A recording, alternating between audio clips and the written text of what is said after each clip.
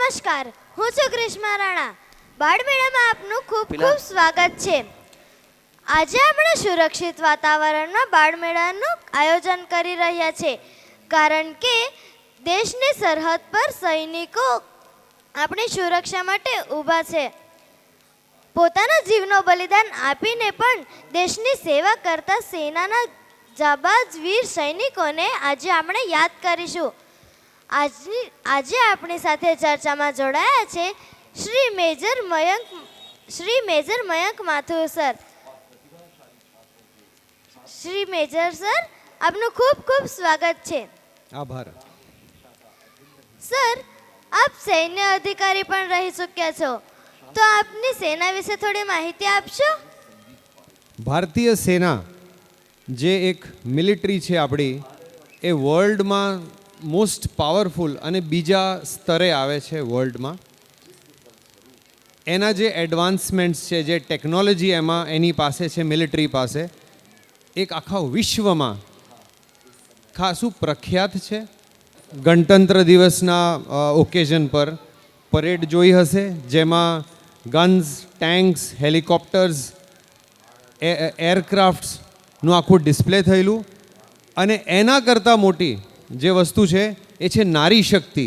ગણતંત્ર દિવસ પરેડમાં ગ્રીષ્મા બેટા તમે જોયું હશે, અને જેટલા અહીંયા મહાનુભાવ ઉપસ્થિત છે બધા લોકોએ નારી શક્તિનું જે ડિસ્પ્લે છે મિલિટરીમાં, આર્મીમાં, એરફોર્સમાં, નેવીમાં, એનું ખાસું ડિસ્પ્લે હતું.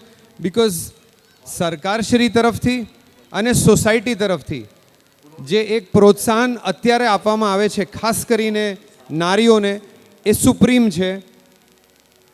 શોલ્ડર ટુ શોલ્ડર મેચ કરીને જે અત્યારે ગર્લ્સ, તમારા જેવા બાળકો જે મોટા થઈને મિલિટરી જોઈન કરવા ઈચ્છે છે, એવા બાળકોને ખૂબ પ્રોત્સાહન કરવામાં આવે છે. અને that is Indian military, that is the Indian army. Sir, ઘણા દેશોમાં બાળપણથી જ સૈન્ય અભ્યાસ કરવામાં આવે છે, તો આપણા ભારતમાં આવું કંઈ હોય છે? ભારતમાં સૈન્ય અભ્યાસ માટે નાનપણથી મિલિટરી સ્કૂલ્સ છે, જેને આપણે સૈનિક સ્કૂલ કહીએ છીએ. હા.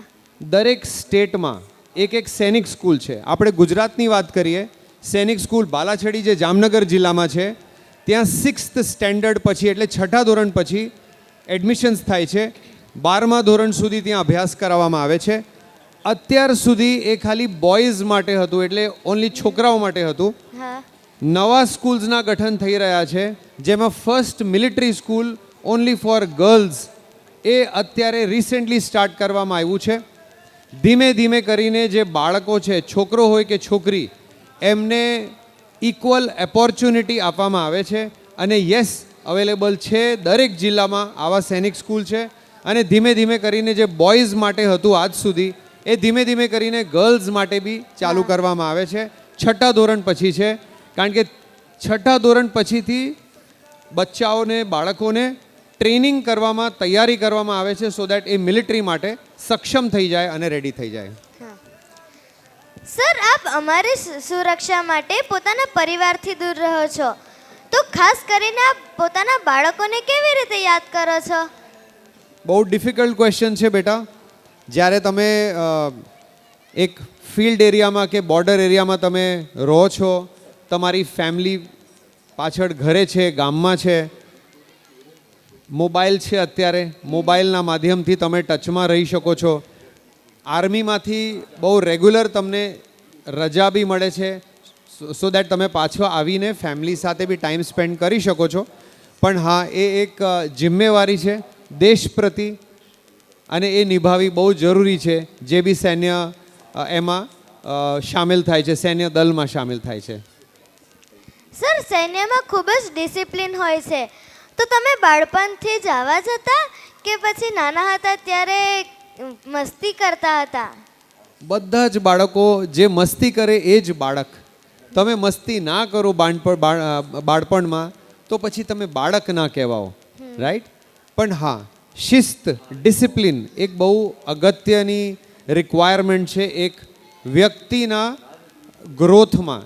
તમે જ્યારે મોટા થાઓ, ડિસિપ્લિન તમારા અંદર હોય તો તમે એક સક્સેસફુલ વ્યક્તિ બની શકો જે સોસાયટીને હેલ્પ કરી શકે, હા. જે સોસાયટીમાં પોતાનું કંઈક નામ કરી શકે.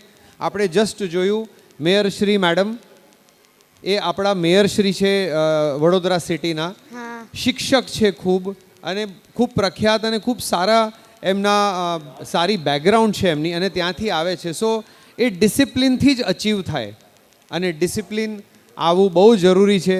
જેટલી જલ્દી એક બાળક ડિસિપ્લિન થઈ જાય, મસ્તી અને ડિસિપ્લિન બે જુદી જુદી વસ્તુઓ છે. મસ્તી તો કરવાની જ છે, પણ સાથે સાથે ડિસિપ્લિન હોવું બી જરૂરી છે, રાઈટ?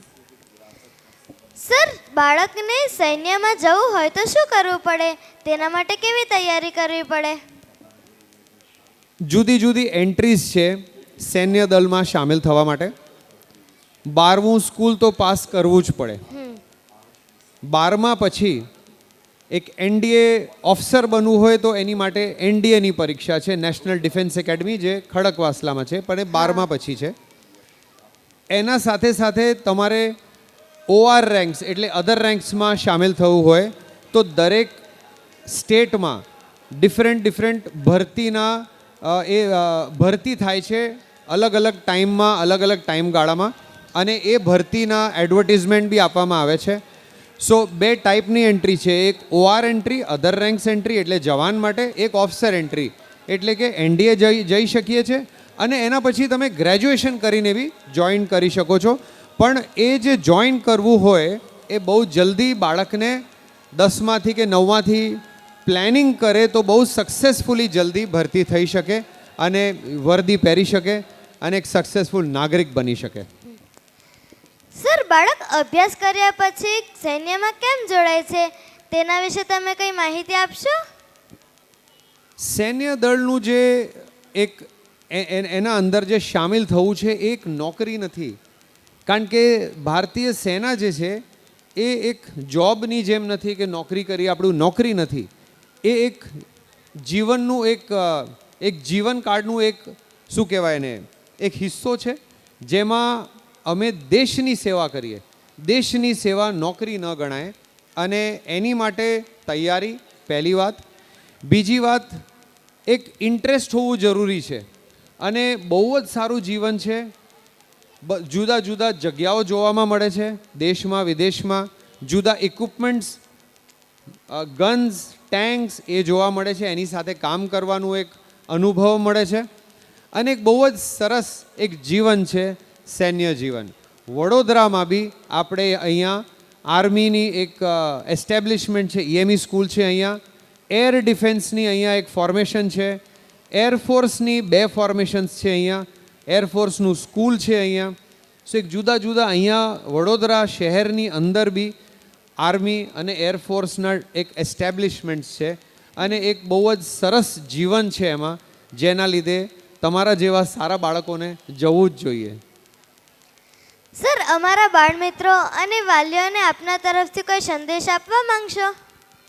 મારું એક જ સંદેશ છે, ડિસિપ્લિનથી જીવન વ્યતીત કરો, સારું ભણો, રમો. રમતગમત બહુ એક ઇમ્પોર્ટન્ટ વસ્તુ છે. જેટલી શાળાઓ છે વડોદરામાં, નગર પ્રાથમિક શિક્ષણ સમિતિના અંડરમાં બધા જ શાળાઓમાં સરસ રમતગમતની સુવિધાઓ છે. જેટલું ભણવાનું જરૂરી છે એટલું રમતગમત બી જરૂરી છે, અને જેટલું થાય સારું પોષણ, રમવાનું, ખાવાનું, ભણવાનું, અને જેટલું જલ્દી થાય એક કરિયર પ્લાન એટલે આગળ શું કરવાનું છે બહુ જરૂરી છે, અને એના માટે જુદા જુદા સ્કીમો છે. આ જે અત્યારે નગર શિક્ષણ પ્રાથમિક કમિટીએ આજે આયોજન કર્યું છે, બહુ જ સરસ એક ઇનિશિયેટિવ છે, અને આવા ઇનિશિયેટિવ્સ થાય તો અમારા જેવા લોકો આવીને પ્રોત્સાહન આપી શકે છે, ગાઈડ કરી શકે છે શું થઈ શકે. અને ડેફિનેટલી હું એક મિલિટરી મેન છું, હું ડેફિનેટલી કહીશ જેટલા છોકરાઓ અને છોકરીઓને ઈચ્છા હોય જરૂર જ જવું જોઈએ. અને એના માટે આપણી પાસે એનસીસી બી છે. સ્કૂલ એનસીસી એટલે જે સ્કૂલમાં જુનિયર એનસીસી કહેવાય છે, અને સિનિયર એનસીસી જે કોલેજમાં છે. એનસીસીમાં ભરતી થાઓ, ડિસિપ્લિન ત્યાંથી ચાલુ થાય છે, અને ધીમે ધીમે એક તમે સારા નાગરિકની જેમ કાંઈક કરી શકો એવી મારી આશા છે અને એવા મારા બ્લેસિંગ્સ છે. સર, અમારી સાથે ચર્ચા કરવા બદલ આપનો ખૂબ ખૂબ આભાર. તો આ હતા શ્રી મેજર મયંક માથુર સર, જે આપણને પોતાની સેના વિશે માહિતી આપી રહ્યા હતા. તો આ ચર્ચા આપને કેવી લાગી, કોમેન્ટ કરીને જરૂરથી જણાવશો. આભાર.